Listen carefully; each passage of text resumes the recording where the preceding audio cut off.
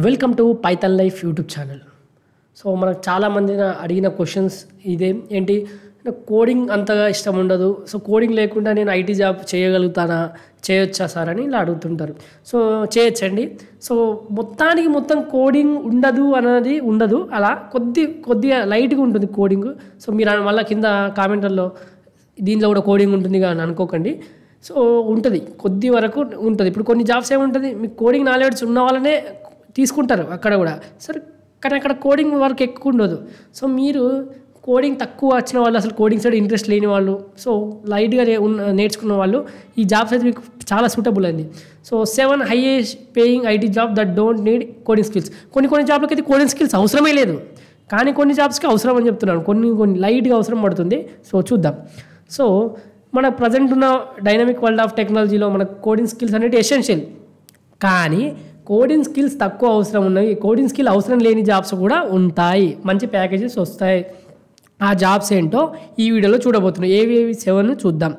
So first one వచ్చేసి IT project manager.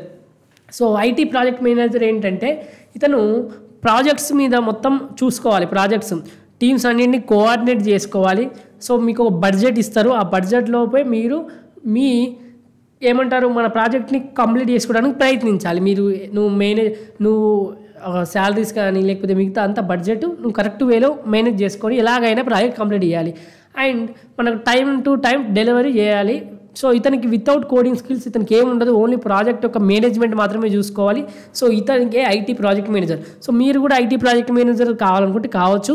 So మీరైతే coding skills ఎలాంటివి అవసరం లేదు దీనికి, మీకు మేనేజ్మెంట్ మేనేజ్ చేసే అంత స్కిల్స్ దీనికి కూడా ప్రెజర్ ఉంటుందండి. ఎందుకంటే మీ పైనుంచి మీరు ఒక బర్డెన్ తీసుకున్నట్టే దీనికి, ఎందుకంటే మీరు కొన్ని టీమ్స్ని ఒక టీం మొత్తాన్ని కోఆర్డినేట్ చేసుకోవాలి, బడ్జెట్ని మెయింటైన్ చేసుకోవాలి, టైంకి డెలివరీ చేయకపోతే మిమ్మల్ని అంటారు. కాబట్టి సో కోడింగ్ స్కిల్స్ అయితే తక్కువ ఉంటుంది, కానీ వర్క్ పరంగా ప్రెజర్ అయితే కొద్ది వరకు ఉంటుంది. IT project manager. Second one వచ్చేసి UI and UX designer. So ఇది మనకు విజువల్గా ఏదైనా ఇంటర్ఫేస్ మనం చూసేదానికి యూఐ అండ్ యూఎక్స్ డిజైనర్ వీళ్ళే డిజైన్ చేస్తారు. కాబట్టి సో మనం వీళ్ళకి creating initiative and visual appealing interface కావచ్చు. సో మనకు యూజర్కి ఎలాంటి ఇంటర్ఫేస్ కావాలి అనే దాన్ని బట్టి వాళ్ళు డిజైన్ చేస్తుంటారు. సో ఇతనికి కోడింగ్ స్కిల్స్ అనేవి అవసరం పడతాయా? అవసరమే పడదు, తక్కువ అసలు. So UI and UX designer కూడా కోడింగ్ స్కిల్స్ అవసరం లేదు. సో ఇదండి. సో నెక్స్ట్ వచ్చేసి data analyst. So data analyst ఏం చేస్తాడు, డాటాని కలెక్ట్ చేస్తాడు, డాటాను అనలైజ్ చేస్తాడు, అండ్ డాటాని ఇంటర్ప్రిట్ చేసి మన బిజినెస్కి అవసరమైన తగ్గట్టు డిసిషన్ మేకింగ్ తీసుకుంటాడు. సో ఒక బిజినెస్ ఉంది మనకు, డీమార్ట్ తీసుకోండి, ఇంకేదైనా తీసుకోండి, ఎప్పుడు ఏ టైంకి ఏ యూజర్స్ ఎక్కువ కొంటున్నారు, ఏ ఐటమ్ ఎక్కువ కొంటున్నారు, దాని బట్టి డాటాని కలెక్ట్ చేసుకొని అనలైజ్ చేసి ఈ టైంకి ఇది ఉంచాలి, మన బిజినెస్కి తగ్గట్టు డిసిషన్ తీసుకోవడం. నాట్ ఓన్లీ డీమార్ట్ అని చెప్పట్లేదు, ఒక ఎగ్జాంపుల్ చెప్తున్నాను ఇక్కడ. సో ఏ బిజినెస్ అయినా తీసుకోండి, మీకు దాని డిమాండ్ ఏంటి, మనకి డాటా తీసుకుంటే తెలుస్తుంది నీకు ఏ వస్తువు ఎక్కువ పర్చేస్ అవుతుంది, ఏ సమ్మర్లో ఏది ఎక్కువ పర్చేస్ అవుతుంది, వింటర్లో ఏది ఎక్కువ పర్చేస్ అవుతుంది, సో ఈ విధంగా రెయినీ సీజన్లో ఏది ఎక్కువ పర్చేస్ అవుతుంది. సో ఈ విధంగా ఆ డాటాని తీసుకొని అనలైజ్ చేసుకొని ఇంటర్ప్రెట్ చేసుకుంటే మనం ఒక డాటా అనలిస్ట్ అనేవాడు బిజినెస్ డిసిషన్ నువ్వు తీసుకోగలుగుతావు. సో తర్వాత వచ్చేసి బిజినెస్ డిసిషన్ తీసుకోవాలనుకుంటే ఇవి అనలైజ్ చేయాల్సిందే. సో అతనికి డాటా అనలిస్ట్ అవసరం కావాల్సిందే. తర్వాత మనం మెయిన్గా ఇతను యూటిలైజ్ చేసే స్కిల్స్ ఏంటంటే Excel and SQL. Coding skills not always mandatory.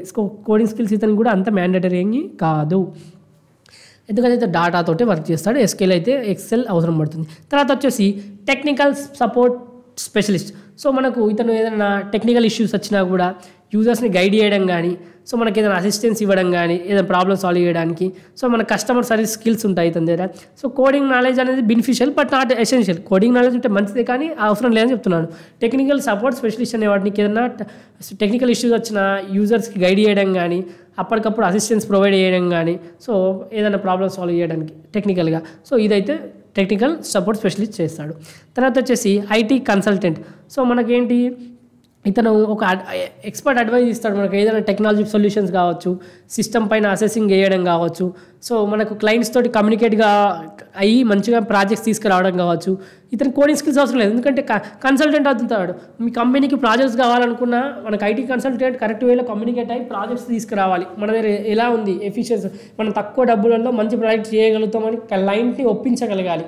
Okay. So అదేవిధంగా నా దగ్గర మంచి ఎఫిషియెంట్ జాబర్స్ ఉన్నారు, నా దగ్గర ఎఫిషియెంట్ వర్క్ చేసే వాళ్ళు ఉన్నారని చెప్పి మంచి ప్రాజెక్ట్ తీసుకొచ్చి కంపెనీ సక్సెస్గా రన్ కావాలంటే ఐటీ కన్సల్టెంట్ కూడా ఇంపార్టెంట్. నెక్స్ట్ వన్ వచ్చేసి సైబర్ సెక్యూరిటీ అనలిస్ట్. సో మనకు every one need security.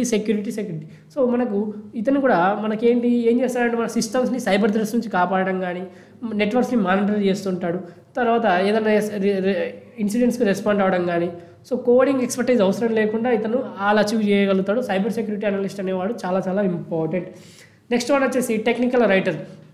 So మనకు ఏదైనా మీ టెక్నికల్ ఇన్ఫర్మేషన్ని యూజర్ ఫ్రెండ్లీ డాక్యుమెంటేషన్గా మారుస్తాడు.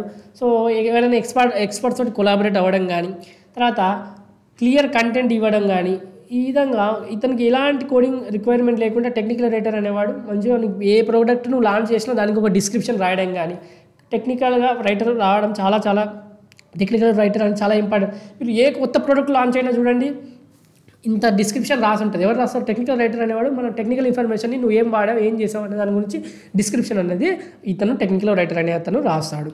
సో ఇదండి మనకు in the vast real IT కెరియర్స్లో మనకు చాలా ఆప్షన్స్ ఉంటాయి. అదే కోడింగ్ ఉన్న జాబ్స్ ఉంటాయి, కోడింగ్ లేని జాబ్స్ ఉంటాయి. మీరు మీ ఇంట్రెస్ట్ని బట్టి మీరు చూజ్ చేసుకోవచ్చు. ఇక్కడైతే 7 జాబ్స్ మాత్రమే, లైక్ ఏంటి 7 ఐటీ జాబ్స్ మాత్రమే డిస్కస్ చేస్తాం. దానికి కోడింగ్ స్కిల్స్ ఏమాత్రం అవసరం పడదు ఎక్కువ. సో మీరు కనుక ఈ జాబ్స్ ప్రిపేర్ అవ్వాలనుకుంటే ఈ జాబ్స్ కూడా ప్రిపేర్ కావచ్చు. అదేవిధంగా కోడింగ్ సైడ్ రావాలనుకుంటే ఫుల్ స్టాక్ పైథాన్ ప్రోగ్రామింగ్ అయితే మనం పెయిడ్ కోర్స్ రన్ చేస్తున్నాం. రికార్డింగ్ కంటెంట్ అవైలబుల్గా ఉంటుంది. 199కి అందిస్తున్నాం. కామెంట్ సెక్షన్లో కోర్స్ యొక్క డీటెయిల్స్ ఉంటాయి. అదేవిధంగా డెమో లింక్ ఉంటుంది. డెమో చూడండి, డెమో నచ్చితేనే జాయిన్ కండి.